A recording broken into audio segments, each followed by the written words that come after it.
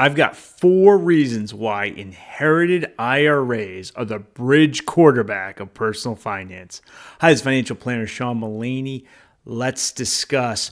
And I see this all the time. How do you fund an early retirement, right? Isn't your money trapped? And oh my goodness. Well, I think we should be thinking about inherited IRAs. And I get that many in the audience today may not have an inherited IRA. But over the next decade or so, this is going to become a big thing. The boomers are going to pass away. And one hardly needs to be a Rockefeller to leave their children a $300,000 traditional IRA, $400,000, even $1 million traditional IRA. That is going to happen. And people worry about the traditional IRA. Oh my goodness, the 10-year rule and RMDs, isn't this going to be terrible?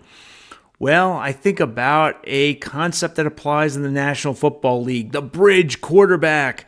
My own New York Jets have had a lot of experience with bridge quarterbacks, and it tends to actually be pretty good when you boil it down. The best bridge quarterback of all time was Vinny Testaverde, right? Back in '98, the Jets got to the AFC Championship game.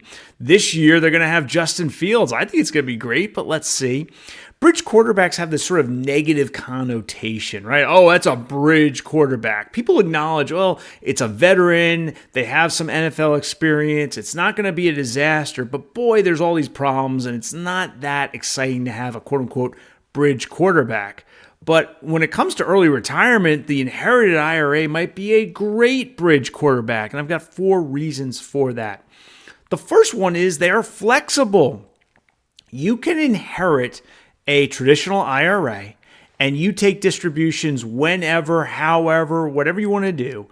They're very flexible. There's no set, you must take this amount every year. You could change the amount. It's in IRA, so it's usually pretty easy to access.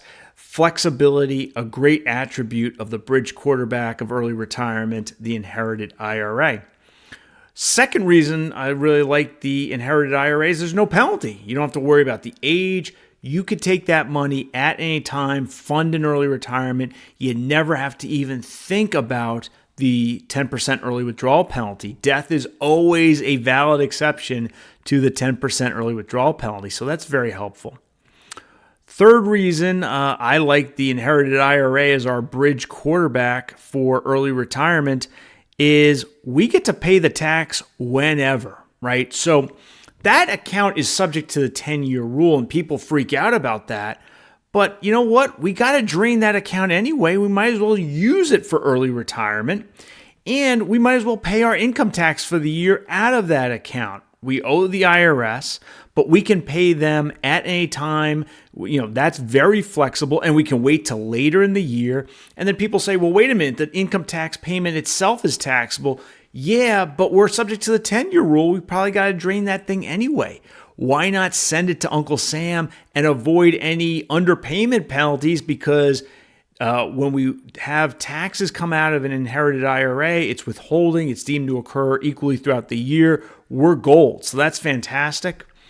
And then the last reason I love the inherited IRA as the bridge quarterback of early retirement is it turns out in early retirement, we might not pay a whole lot of tax on the inherited IRA. So I've done content on the channel where I say, look, owners of IRAs tend to make out, right? They take a deduction at 24% or 32% when they contribute to the 401k. You roll it to an IRA in retirement. Even when you deal with IRMA and the widow's tax trap, all the boogeymen come out. And the taxes tend to be, unless you get really high levels of IRA ownership, the taxes tend to work out very well, even though everybody's, these traditional retirement accounts. So I've made that case time after time on the channel. One of the comments I get back is, well, what about the next generation, right? Aren't they going to pay a lot of taxes on the inherited IRA when the traditional IRA becomes the inherited traditional IRA? And I step back and I say, well, one, that's not the job of your IRA to manage your kid's tax situation. But it may be, as the bridge quarterback of early retirement, the inherited IRA manages the tax situation very well. Because if that's what they're taking to fund their early retirement, it may be they're taking that against the standard deduction, the 10% bracket, the 12% bracket. It may be that early retirement married with the traditional inherited IRA is a great way to diffuse the tax bomb. And it may be that the inherited IRA that everybody's all worried about, turns out you don't pay a whole lot of tax on that. So look, inherited IRAs aren't perfect, but for those of us thinking about early retirement, retiring in your 50s, and you don't have to be a Rockefeller to have a parent leave you a $250,000 traditional IRA. The traditional IRA might be the greatest bridge quarterback you could ever get for that early part of early retirement, might fund your early retirement in a flexible way, provide a great mechanism to pay the taxes, no penalty, and the tax burden on the inherited IRA in early retirement might not be all that impactful. So let me know what you think about inherited IRAs. Let me know what you think about Justin Fields and the Jets and their bridge quarterback situation. Hope you enjoyed this video. If you did, please mash that like button and subscribe to my channel. I'll see you next time.